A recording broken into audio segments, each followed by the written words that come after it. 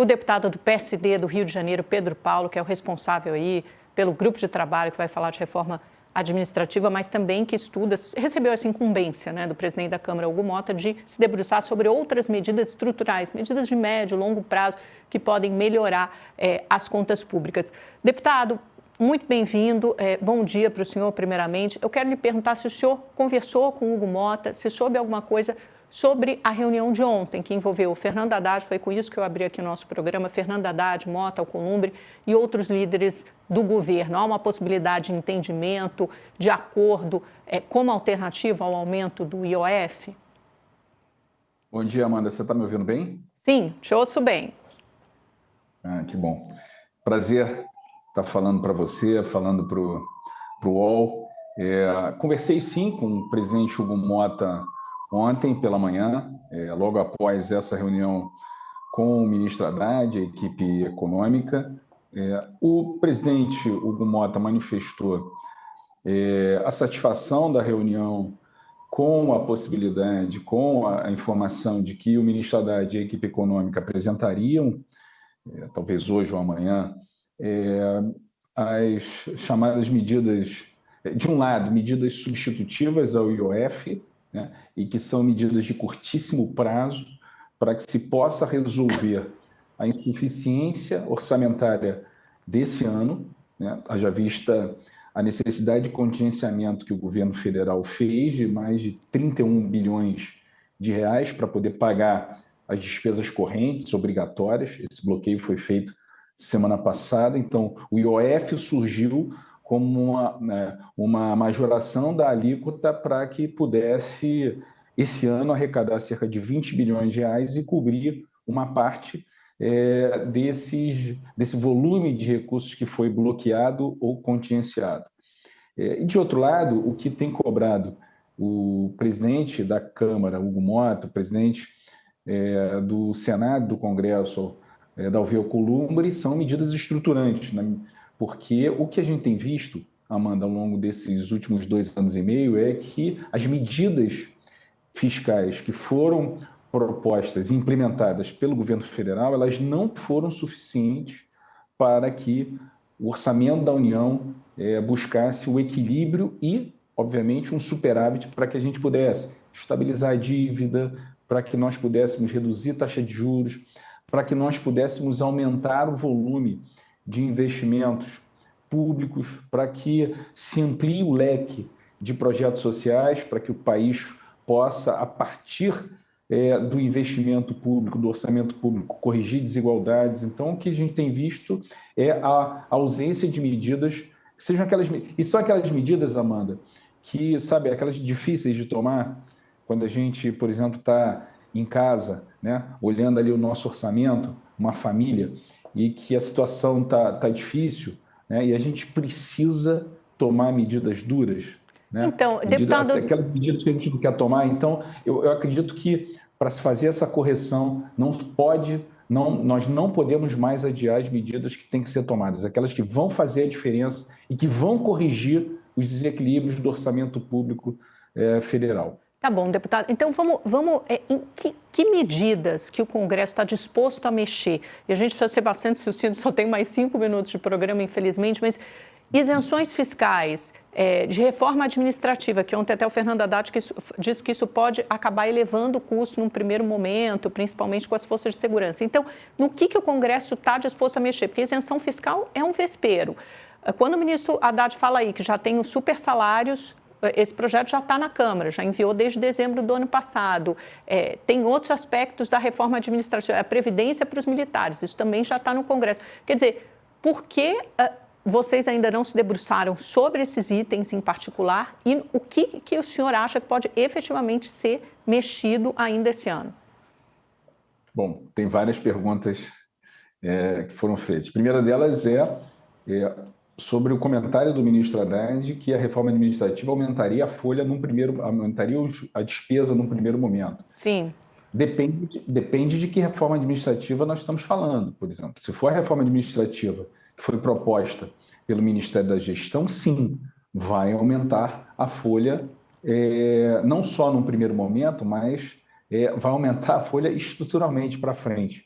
tá? Porque tem uma série de conceitos que foram trazidos numa proposta inicial de reforma administrativa, como, por exemplo, incorporação de bônus de desempenho dos servidores públicos. Então, tem uma série de questões que foram abordadas pela proposta apresentada pelo Poder Executivo há cerca de um mês atrás, quer dizer, na verdade, numa medida provisória que se transformou num projeto de lei que nós aprovamos e, no último momento, nós retiramos essa reforma administrativa que foi proposta pelo Ministério da Gestão, e isso sim causaria um aumento da folha. A reforma administrativa que eu tenho coordenado o grupo de trabalho é o contrário, ela vai produzir economia. Não será uma economia de médio e longo prazo, não será uma economia suficiente para nós corrigirmos esses problemas que nós estamos vivendo hoje, tá, Amanda? É importante deixar claro isso.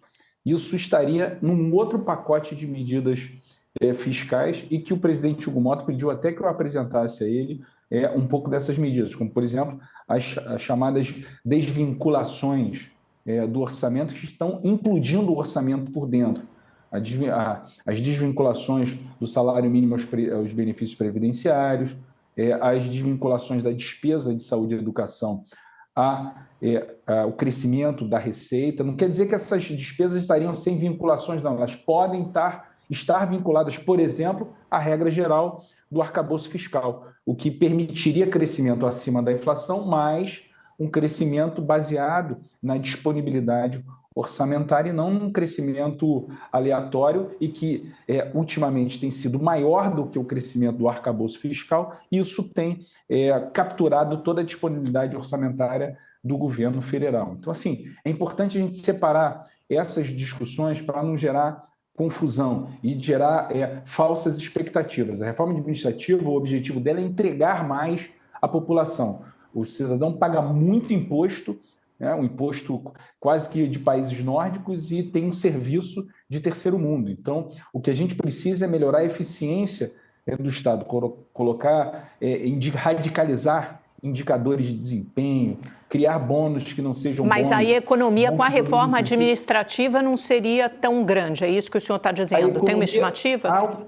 Há um efeito colateral de uma economia, de uma redução da despesa, de uma redução de folha, mas a ideia da reforma administrativa não é colocar uma meta, por exemplo, de resultado de economia de despesa pública. Entendi, a eficiência do setor público. Agora, deputado, rapidamente, quando o senhor fala dessas outras medidas de desvinculação, piso de saúde e educação, isso é totalmente contrário à pauta agenda desse governo Lula, né, que é um governo de esquerda. Essas medidas são realistas? Elas podem avançar no parlamento? Porque são medidas impopulares, mesmo para os próprios deputados e senadores aprovarem. Amanda, a realidade ela bate a porta, né? Se nós enfrentarmos esse debate como um debate moral, né, sem racionalidade, sem pé na realidade, sem fazer conta, né, sem entender que orçamento tem disponibilidade, né?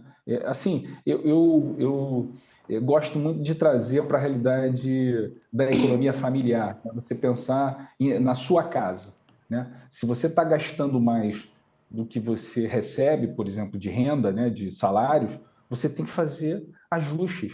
E ajustes são duros. Ninguém gosta de reduzir a comida na geladeira ou deixar de sair para comer fora com a sua família ou de viajar, mas medidas duras precisam ser tomadas para reequilibrar o orçamento.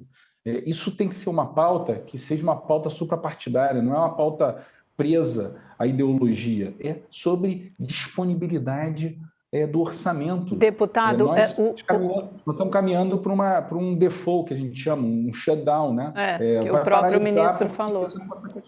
O próprio ministro disse isso. Deputado, só para a gente encerrar, o meu tempo já estourou, inclusive, mas rapidamente, ocorre à mente, quando a gente fala isenção fiscal, é tudo um vespeiro, é tudo super difícil de mexer. Tem algum ponto que o senhor acha que possa ser mexido? Em 30 segundos. Muitos, Amanda, muitos. Nós estamos passando de 600 bilhões de reais de isenções que foram dadas em algum período E quais, da história, deputado, e quais que podem ser mexidos, assim, muito objetivamente? Todas. O que eu proponho é um corte linear entre 10% e 15% daquilo que é o que a sociedade produziu de isenção. Por exemplo, se você tem um setor que pagaria um IPI de 18%, paga um IPI de 10%, a sociedade está contribuindo com 8%. Desses 8%, 10% de corte para todos os setores que têm algum tipo de incentivo. Uns têm mais, simples, zona franca, tudo isso, abarca tudo. 10% para todo mundo. Seria Entendi. A contribuição de setores econômicos, assim como o parlamento tem que dar sua contribuição no corte das emendas, assim como o poder executivo no corte das despesas primárias, apertar o cinto, assim como o poder judiciário na questão dos supersalários e dos penduricários. Eu acho que todos têm que estar à mesa, os estados e municípios também. Se nós não tivermos um pacto para o equilíbrio do orçamento, o Brasil vai continuar tendo Selic de 15%, dívida de 80% do PIB, redução da nota de crédito do Brasil e os preços no supermercado continuam aumentando porque a inflação não vai parar de crescer.